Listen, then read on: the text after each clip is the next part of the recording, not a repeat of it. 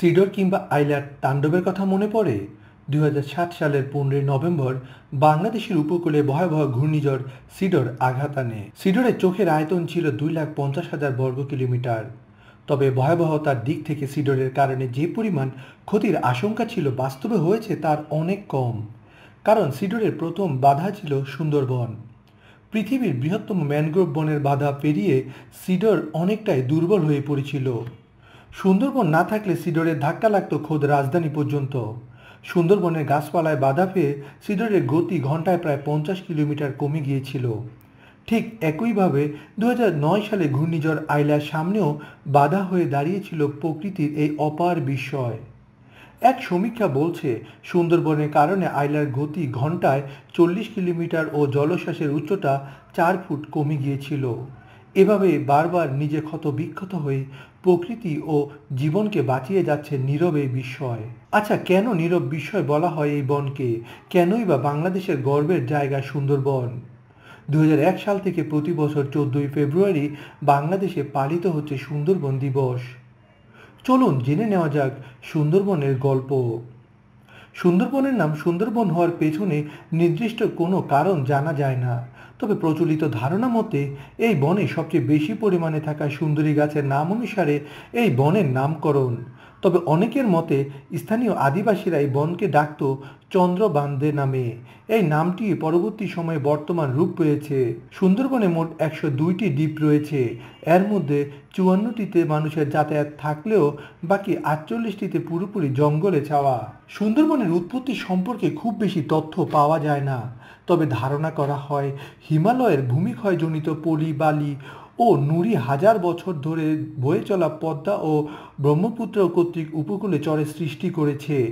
অন্যদিকে সমুদ্র তীরবর্তী হওয়ায় লবণাক্ত জলের ধারায় সিক্ত হয়েছে এই চর ও জমা হয়েছে পলি।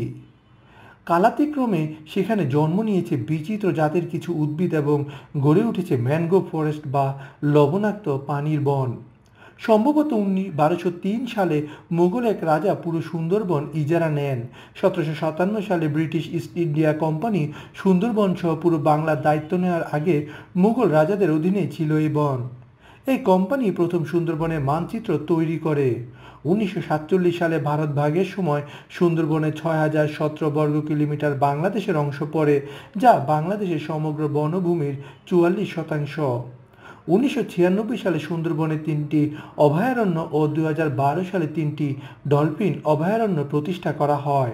1997 সালে সুন্দরবনের 1,39,700 হেক্টর বন্যপ্রাণী অভয়ারণ্য এলাকাকে 798তম বিশ্ব ঐতিহ্য ঘোষণা করে ইউনেস্কো। সুন্দরবনে রয়েছে প্রায় 5,000 প্রজাতির উদ্ভিদ, 290 প্রজাতির পাখি, 120 প্রজাতির মাছ, 42 প্রজাতির স্তন্যপায়ী প্রাণী, 35 প্রজাতির সরীসৃপ এবং 8 প্রজাতির উভচর প্রাণী সহ 450 প্রজাতির প্রাণীর আবাসস্থল। এর মধ্যে উল্লেখযোগ্য রয়্যাল বেঙ্গল টাইগার, কুমির ও অজগর সাপ। তবে এই বনের প্রায় 200 বছরের ইতিহাসে আয়তন হ্রাস পেয়েছে প্রায় 1/3। দিন যত বয়ে যাচ্ছে আয়তন তত হ্রাস পাচ্ছে। পর্যটনের এক আদর্শ স্পট সুন্দরবন। প্রতি বছর এই খাত থেকে বাংলাদেশের আয় প্রায় 414 কোটি টাকা। প্রত্যক্ষ পরোক্ষভাবে প্রায় 35 লাখ মানুষ এই বনের উপর নির্ভরশীল।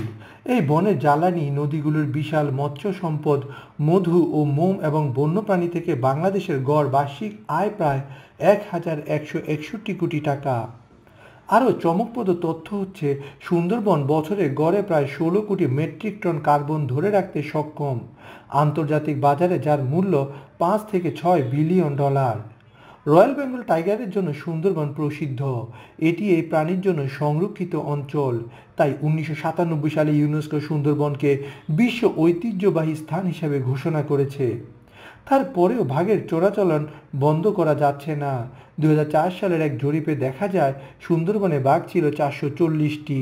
2018 সালের মধ্যে তা কমে দাঁড়িয়েছে 114টিতে।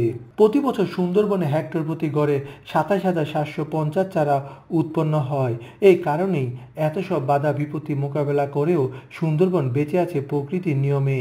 মানুষের কল্যাণের স্বার্থেই এ বনের বেঁচে থাকা জরুরি। কারণ সুন্দরবন বেঁচে থাকলে বাঁচবে বাংলাদেশ, বাঁচবে এদেশের জীববৈচিত্র্য আর এদেশের মানুষ।